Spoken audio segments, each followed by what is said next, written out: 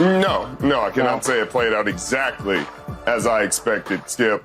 But it did play out how I expected to a degree. Both defenses played really well. Both offenses had moments. You know, you saw early on Lamar Jackson to Zay Flowers on the scramble action. You expected Lamar to make some plays with his legs. He did, converted a crucial 4th and 1 in that first half. Made some huge plays. That 4th and 1 could have been a touchdown. I mean, he had a chance once he got out of there to score. I was actually surprised he didn't break away. Me too. Didn't you think maybe he was gone? Whew. Yeah. I mean, you're talking about the National Football League, and defenders aren't just letting you get away. No. I understand. You got some corners out there running. Yeah. You're right. Yeah. But they played really well. But you know what I said? I told people to temper expectations. I was sitting there in one of these forums, these open forums with Baltimore fans and Chiefs fans, and Baltimore fans were saying they expected it to be a double-digit blowout win. Yeah. They were like, hey, this is probably going to be easy. They don't stop the run well. We run the ball well. And I said, hold your horses. Usually with Kansas City, you're talking about a middle-of-the-road defense for, kind of fringe top 10. Not this year. This year, they're top 3 defense. They're 2 in scoring. Spags has been calling an unbelievable game, especially as of recently. He's been doing a phenomenal job. And Chris Jones in those playoffs is a menace. And he wasn't the only one. Minahu had a huge strip sack of Lamar Jackson. And I was worried about Lamar Jackson holding the ball potentially too long. He did it in the Houston game. But against a young Houston team, you can get away with that. You can get away with some mistakes and make up for it. But with a veteran championship, Super Bowl champion team, you're not going to get away with that. And he didn't. And that's what I expected. I expected Patrick Mahomes to show up in a big way. He definitely did in the first half. In the first half, he did. Right. And, I looked at this game, and I thought it was a case on both sides where your greatest asset became your greatest liability. Lamar Jackson's greatest asset all year as he sat in the pocket. Man, he looked great sitting in the pocket. It became his greatest liability. I thought he should have had 150 yards rushing yesterday, and I'm talking about on the low end. If he just gets out, when they kept closing that pocket in on Lamar, he just waited and waited. Now, I lauded praise upon him when he did this in the regular season, but not now. Here, you don't do this. Let me tell you why. I believe in a regular season, we play the possession. You play a series at a time. You play the possession. People even start out with the top 15, because that's a possession, top 15 plays. But when you get to the playoffs and you get to a championship game, you got to play each play. You got to play each play. And I thought in the Baltimore Ravens games, there were times where I can easily run and get this first down, but we made it harder on ourselves, or they made it hard on themselves trying to make certain plays, throwing the ball right here, right now. And I used to get mad at Donovan McNabb about this a little while ago when he was playing. Like, I want you to be able to sit in the pocket. But if Tom Brady and Peyton Manning had your legs at those times, they're gone. Stop trying to do them to your demise. And I thought Lamar Jackson did that to his demise yesterday. I know we talked about it all year. You did a great job, but right here, let's go. Go get a first down. Don't try to wait on these big plays, trying to sit in the pocket and scramble. That's where they lost the game. Lamar Jackson in the Baltimore Ravens, down plus 10. They're like 0-28. Since 2013, you can't come back plus 10. You put up 7 points. Sherm, you talked about it when we talked about an MVP. I didn't even like the way this started. You know what I mean? This game started. You got to be able to make plays in these games if you're going to be considered one of the greatest. And this was one of those games that Lamar could have taken a huge leap forward. If a huge leap forward. And it was right there. And you put up 7 points. We can talk a lot about how they came out. How they came out of that game. Did y'all see in the pregame, right? Patrick was warming up. Patrick Mahomes warming up. Justin Tucker was over there. Travis Kelce, them went and got their stuff and moved their stuff, moved it. I was waiting on, hey, Justin Tucker, go get your guys and come back. I'm not saying fight, but let them know this is our house. This AFC Championship game is in Baltimore. You don't get to choose where you warm up here. You are in our house. They came to Baltimore house and took it.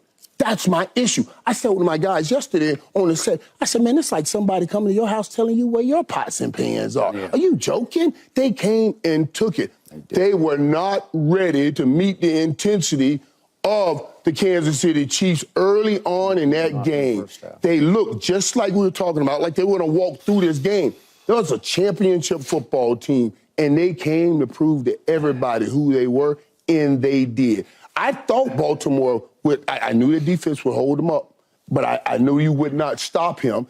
But 17 points by that defense, by defense holding you to 17 points, that's all Lamar should have needed to win this football game, and he did not. Are you saying that Lamar in the second half was trying to prove a point to a fault? To a fault, no doubt. And Sherman even alluded to it because he was right. I was going right there. I kept saying, get out and run. Let me tell you something. That second game, with Lamar Jackson, what we've talked about, passing and decision-making. Did you see the decisions Brock Purdy made in that second game? He gave you one hit, two hits. I'm out of here. I got to go. This pocket is closing. I didn't wait on it, and he ran and got crucial first downs with his legs. He ran for 21, 10, and 21 down the stretch. Took the game over with his legs. With his legs, not just his legs, his decision-making also on when to go. And that's where Lamar lost his game. I needed him to be able to make better decisions and go. And he could have put some points on the board, and they did not. All right, Richard Sherman, it's my turn. You beat me out of 3 dinners on this game, 2 on the outcome of the game, and 1 on Pacheco. I said he wouldn't run for more than 50 yards. I will say I took the bet that you jumped on because I wasn't even sure Pacheco could play because they said his toe was so bad he was very iffy. So I thought, well, at least he'll split carries with Edwards-Helaire. And not only did he not split carries, Edwards-Helaire had 1 carry the whole game, but Pacheco goes for 12 on his first carry. Well, I'm up against it after that. But guess what happened after that? He goes 23 more times for a grand total of 56 yards the rest of the way. So you were a little lucky that you barely got over the total on that one. But I give it to you. You still owe me 1 dinner for the season overall. But you got me yesterday 3 times. You stopped paying attention, Skip, and we talked about this earlier in the year. There was a stretch in there. You made multiple dinner bets about the Dallas Cowboys winning 2 or 3. You think there's always a dinner bet on every game, but it's if you have to call it, you have to take it. Don't worry. You owe me 1 dinner for the season, but that's okay. We'll pull up. Back to you this actually game. owe me 2 dinners, but it's a story for a different day. That is revisionist history. That is complete delusion, but it's okay. Now, back to this game. It tore me apart to have to sit and watch this happen. Travis Kelce is still Travis Kelce. And clearly, he's everything to Patrick Mahomes, especially in a game of this magnitude. That defense was number 1 for a reason. It was very well coached. It was incredibly well schemed. They trick you. They do everything but guard Travis Kelce when you have to in the first half because they were much readier to play. And Mahomes is like, you're going to give me that? You're going to give me, oh, wait, you give me that? He threw him 9 balls in the first half, and he caught all 9 for almost 100 yards. And that touchdown pass to Travis was a thing of chemical beauty because it's one of the greatest rapports between a quarterback and a receiver we've ever seen. If we can see the touchdown, it's just beautiful. It's a little back shoulder. Right. Corner route. Okay, beautiful. Okay, and that made Cal, it. Great coverage by Cal. All right, so that made it 7-0. And then all of a sudden it jumps, and I'm saying, boy, Richard's got me now because it's 17-7 at half. At which point, the Baltimore defense said, that's enough, not in our house. And in the second half, they gave you a tour de force against Patrick Mahomes because if my numbers are correct, Patrick Mahomes' offense threw for a grand total of 69 yards in the second half, and that includes the last throw of the game that went for 32, the lob up to Valdez-Scantling that killed the clock and ended the game, right? So if we take that throw away, he had 36 yards if we take that throw away in the second half. And they went 3 of 9, did Kansas City, on third down, and clearly in the second half, Kansas City had the ball 5 times, except for the last possession, 5 times, and they punted all 5 times because they were going nowhere slowly. That was the Baltimore defense I wanted to see in the first half, because in the second half, Travis Kelce caught 2 balls for 20 yards, 2 balls for 20 yards. Okay, he was non-factor. He did not hurt the home team at all in the second half.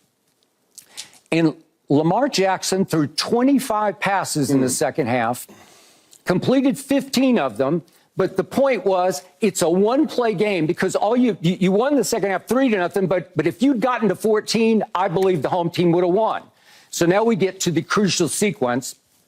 If we can see what happened with Zay Flowers, I know Michael wants to address this, but first we got the taunting penalty on the longest play by Baltimore in the game. It's a 54-yard blown coverage. It's just a busted coverage throw, wide open to Zay Flowers. And go. Keep going. Keep going. Yeah, I think he had him. He had stayed him. outside. And he taunts L'Jarius Sneed. But he had to first push him off of him. Yeah. I think it's a little much, but the rule is the rule, and that was blatant taunting if that's the rule. But you don't agree with the rule, I do not. I do not agree with the rule, nor do I agree this is blatant taunting. First, getting up, I hate this rule, because I play an intense game also. I like people that play an intense game. I'm not trying to show people up. I'm trying to raise me up and raise up my teammates. And I get up and be demonstrative, and you want to call a penalty. Now, Travis Kelce did something similar to Kyle Hamilton when he scored a touchdown. He kind of got up. He was into it the whole game. He was right, and he was yapping and talking, and that they didn't give him a penalty. Yeah, I thought that was a little tight for the situation. Yeah, go ahead, Richard. I think it's a penalty. You know, I think you've done so much to this game to protect these offensive guys. Yeah. And if you're going to sit there and let him push him off, toss the ball on him, flex over him, and you're not going to let us take his head off, then you better call that, because then the game's going to get out of hand, because we're going to crush his spirit later on, but you're going to give us 15 for it later on. That's why I'm in agreement. You want to control the game and not get these kids hurt. Then you call the taunting, because otherwise somebody's going to take it in their own hands and they're going to wake him up and send him to the sideline to the blue tent. And so I'm good with them keeping the game under control by calling it. If you call it on Travis Kelce, I don't have an issue, too. I mean, then we're calling that straight and that clean. That is true. But don't give me one side and then give me the another side when he does it. That's just, Michael, my only problem with this was I wasn't sure what Zay Flowers had to taunt about, because it wasn't like he smoked him on the route, right? I mean, did he... I don't know. It's just a busted coverage. He's just wide open. It wasn't a great taunting opportunity, but he took it. And you know what they say about karma? It's, the B word, getting back at you. And L'Jarius Sneed, who was snubbed for the Pro Bowl, he quickly made up for it at the goal line, because he stripped Zay Flowers at the goal line. And this is the play of the game. Nice throw by Lamar underneath. I thought he was in. I thought it was there. And L'Jarius sneaks his right hand in and gets the football on the nose. Knocks it free. Intentional there. Yeah, it was. It was just a great strip. That's why football is one of those sports. You can't, before you get it done, it's hard to celebrate. It's hard to do everything, because it'll get you back every single time. And you play into the end. This kind of defense, I don't think the Ravens came in with enough respect for these guys. I mean, obviously, they had a tremendous amount of respect for the Ravens defense, and those boys were flying around. I mean, there were plays where guys got hit 4 times before they turned around. But I don't think the Baltimore Ravens gave this Kansas City Chiefs defense that kind of respect. And you could kind of hear it throughout the week. You know, this is going to be dominant. This is our day. This is our time. You know, when you start talking about that, like, these guys aren't one of the best defenses. Usually when you're playing against great defense, you hear about it. Man, they're such a great defense. You hear about L'Jarius Sneed, Chris Jones. They've been here before. This is some of their best ball, et cetera, et cetera. You didn't hear any of that throughout the week. And that's how I kind of gauge, these guys really don't have a ton of respect for this Kansas City Chiefs defense. At least they're not outwardly saying it, and I've heard them outwardly say it when they do have respect for guys. All right, so, Richard, you can call me Bayless if you want to, but I believe if Zay Flowers hangs onto that ball and crosses that goal line, and it's 17-14 with a whole quarter to go, I'm saying I just think I think Lamar is going to figure that out. Yes, different game. It's a different game. It's a different game if you do that. But how do we get to that different game? Baltimore players have to understand Each play is crucial. That was 2nd down, 2nd and 8. So if I don't get in the end zone, I still get a first down. You saw the marker right there. You get a first down. You don't put that ball in harm's way. You got to protect that ball. That's just the game. Playmaker, when is the only time you reach the ball over the line? It's 4th down, and I need this touchdown for the game. That's the only time I'm putting that ball and exposing it like that. It was 2nd down there. If I don't get the touchdown, we're going to have an inch to go to get that touchdown. You don't expose the ball. And those are the little decisions that I'm talking about at this point will cost you a game. I don't know. I love John Harbaugh. I love him. I think he's a hell of a coach.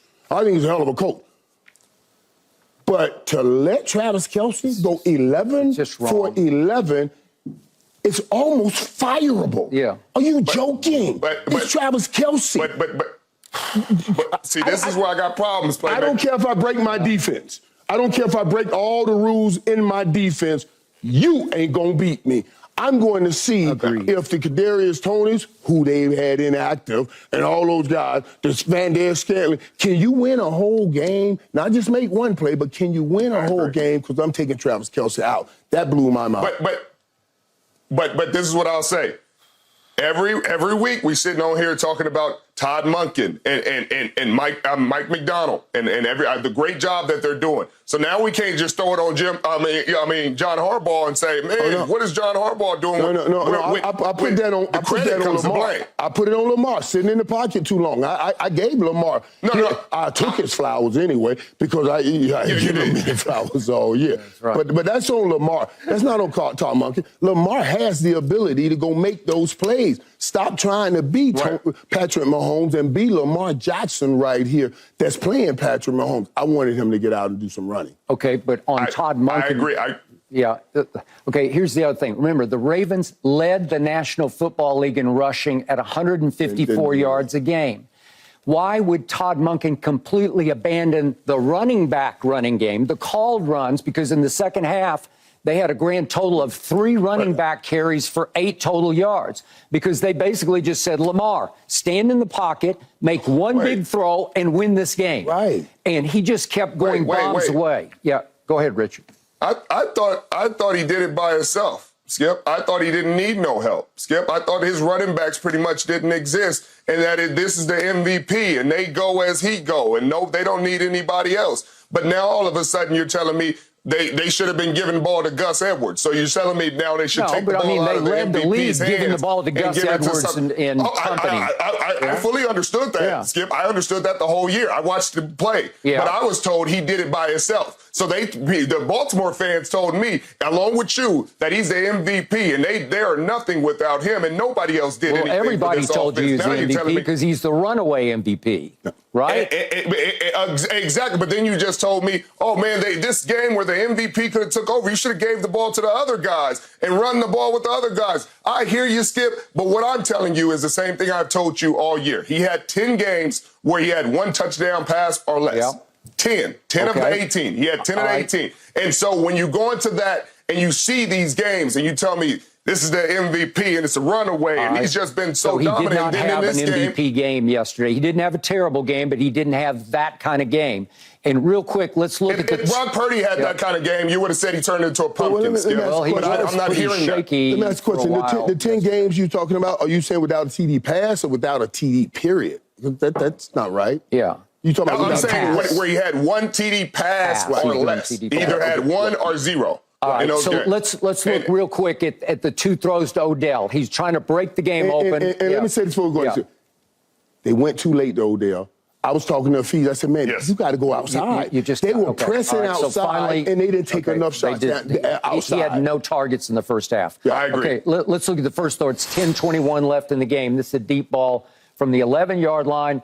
Lamar goes up, and this could have been interference, but the throw is 5 yards long. The ball has to be it has to be in the ballpark where you're focused on the DB, and maybe you get interference called on this play. Maybe.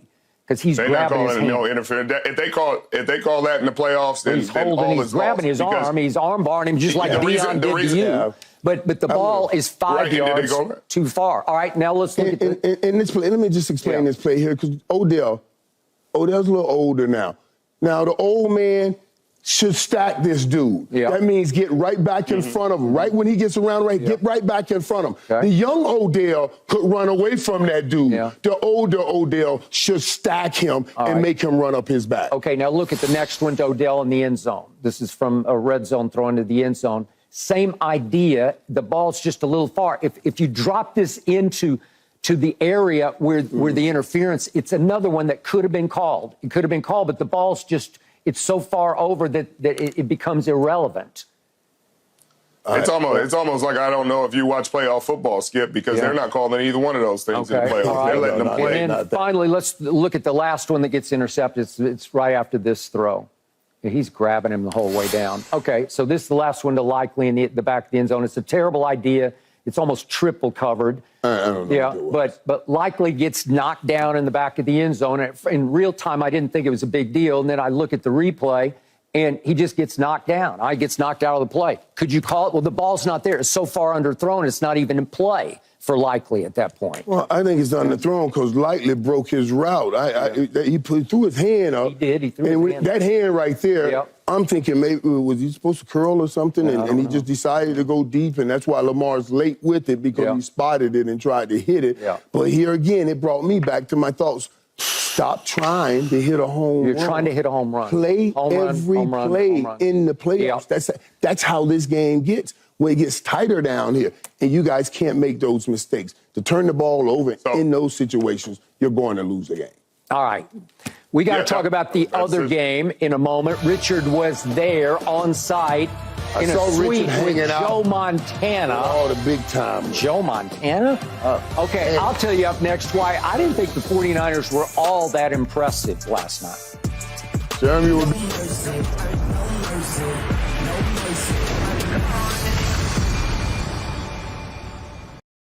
Thanks for watching, Undisputed fans. Do you want more highlights from the show?